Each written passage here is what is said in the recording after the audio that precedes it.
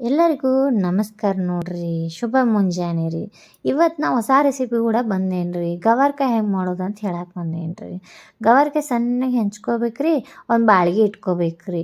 ಬಾಳ್ಗೆ ಒಳಗೆ ಗವಾರ್ಕಾಯಿ ಹಾಕ್ಕೊಂಡು ಸಣ್ಣ ಉರಿ ಒಳಗೆ ಹುರ್ಕೋಬೇಕು ನೋಡ್ರಿ. ಆಮೇಲೆ ಏನು ಮಾಡ್ಬೇಕಂದ್ರೆ ರೀ, ಒಂದು 2-3 ಸ್ಪೂನ್ ಎಣ್ಣೆ ಹಾಕ್ಕೋಬೇಕ್ರಿ.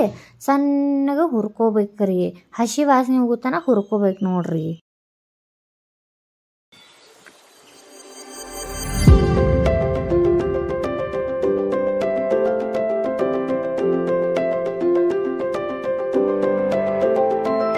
ಇದ್ರಾಗ ಏನು ಮಾಡ್ಕೊಂಬರೋಣ ಅಂದ್ರೆ ರೀ, ಚಿಕ್ಕದಾಗಿ ಕಟ್ ಮಾಡ್ಕೊಂಡಿರೋ ಉಳ್ಳಾಗಡ್ಡಿ ತೊಗೊಂಡೇನ್ರೆ, ಆಮೇಲೆ ಶುಂಠಿ ತೊಗೊಂಡೇನ್ರೆ, ಬೆಳ್ಳುಳ್ಳಿ ತೊಗೊಂಡೇನ್ರಿ, ಒಂದು 5-6 ಹಸಿಮೆಣ್ಸಿನ್ಕಾಯಿ ತೊಗೊಂಡೇನಿ ನೋಡ್ರಿ.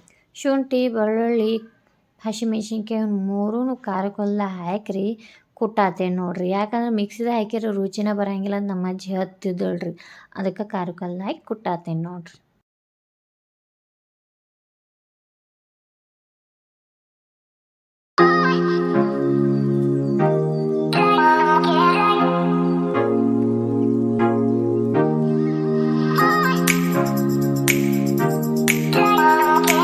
ಹಿಂಗೆ ಅರ್ಧಂಬರ್ಧ ಜಜ್ಕೋಬೇಕು ನೋಡ್ರಿ.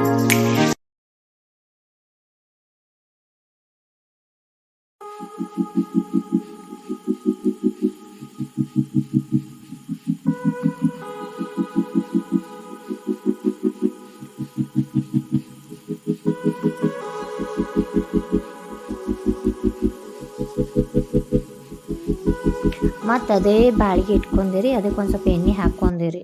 ಆ ಎಣ್ಣೆ ಬಿಸಿ ಆಗುತ್ತಾನೂ ನಿತ್ರಿ ಒಂದಿಷ್ಟು ಜೀರಿಗೆ ಸಾಸಿವೆ ಹಾಕಿದ್ದೀರಿ.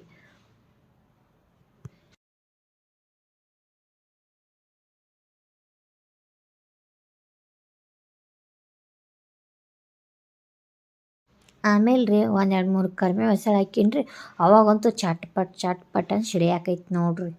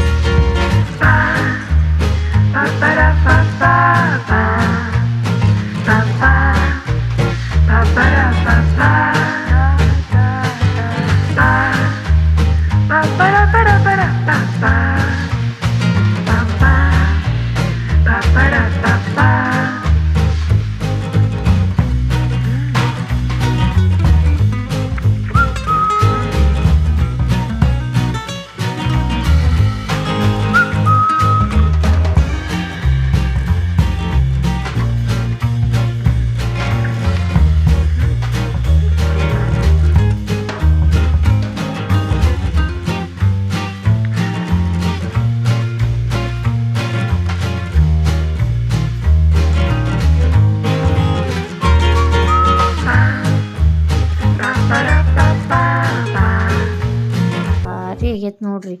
ಟೇಸ್ಟ್ ಮಾತ್ರ ಅಗದಿ ಭಾರಿ ಅಂದ್ರೆ ಭಾರಿ ಆಗೈತೆ ರೀ. ನೀವು ಒಂದ್ಸಲ ಮನ್ಯಾಗ ಟ್ರೈ ಮಾಡಿರಿ. ಹೆಂಗೆ ಆಗೈತೆ ಅನ್ನೋದು ನನಗೂ ತಿಳಿಸ್ರಿ. ಕಮೆಂಟ್ ಮಾಡಿರಿ, ಲೈಕ್ ಮಾಡಿರಿ, ಸಬ್ಸ್ಕ್ರೈಬ್ ಮಾಡಿರಿ.